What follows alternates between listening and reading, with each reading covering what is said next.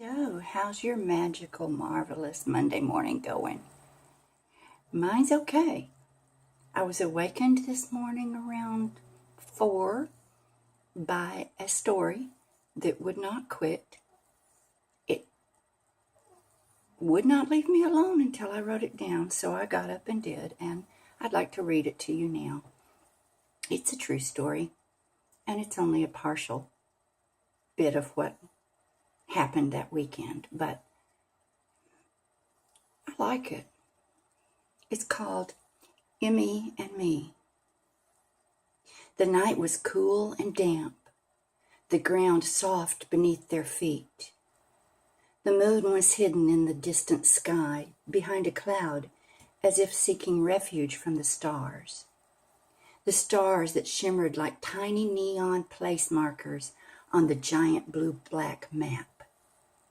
The two women, arms locked in a trembling embrace, tread carefully on the little path.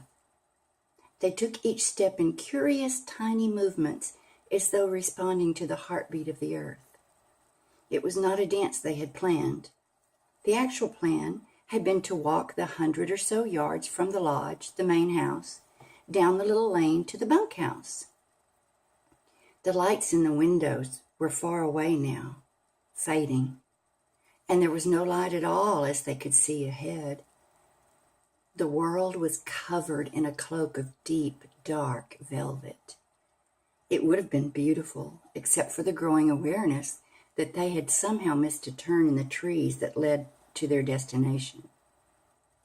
O.E., the big old black lab, trotted confidently up in front of them. "Take us home, O.E.," said Linda, her voice shaking a bit, either from the brisk night air or the fear. She was not sure which one.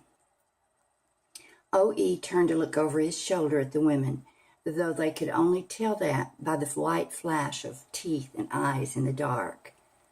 "He's laughing at us," said Mary Beth. Her grip tightened on her friend's arm. Linda giggled nervously, then asked, "How much farther?" The unexpected reply was, "Oh, I was hoping you knew." Oh my. The night got darker as Linda realized that they had each been following the lead of the other, going who knew where. She tried to see her pal, straining against the night's total opacity. It was no good. The pretty little blonde was invisible to her eye.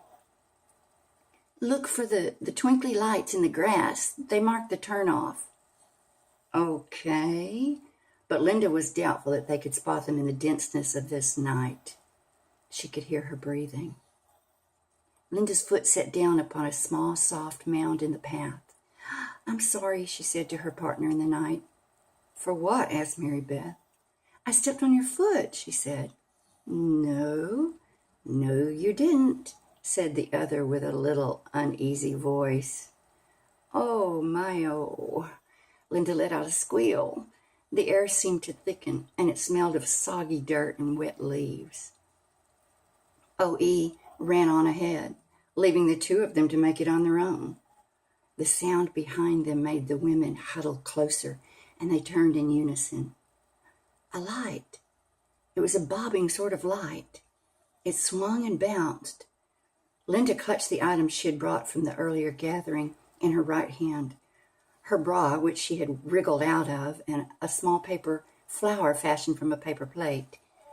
She felt silly holding on to them so tightly, but it gave her a sort of connection to time and space, kept her from floating away above the tall pines. That and her friend's arms were her anchors. The bobbing light veered off the path to the left of them. At the same time, they recognized it was a flashlight. Who or what carried it? Mary Beth took a chance it was a who, and she called out, "Hello!" The light bearer did not stop. She had not heard the tiny voice. Louder now. "Wait!" This time Carrie heard and ambled towards them, the welcomed light still bobbing. By the time the three met, the two wanderers were giggling uncontrollably. Carrie said, "I saw you, but I thought you were just out having fun." Oh my. Mary Beth explained as best she could, through tears of laughter and relief, that the two had gotten a bit turned around, not lost, just exploring. They went back up the path to the bunkhouse. It was such a sight. So glad to be there finally. Both women walked the last few feet to the ramp quickly and up to the door. Carrie followed, laughing now herself. Mary Elizabeth opened the door to the little screen porch with the comfy hammock and the rocking chair. O.E. sat there by the table, still smiling. Peace.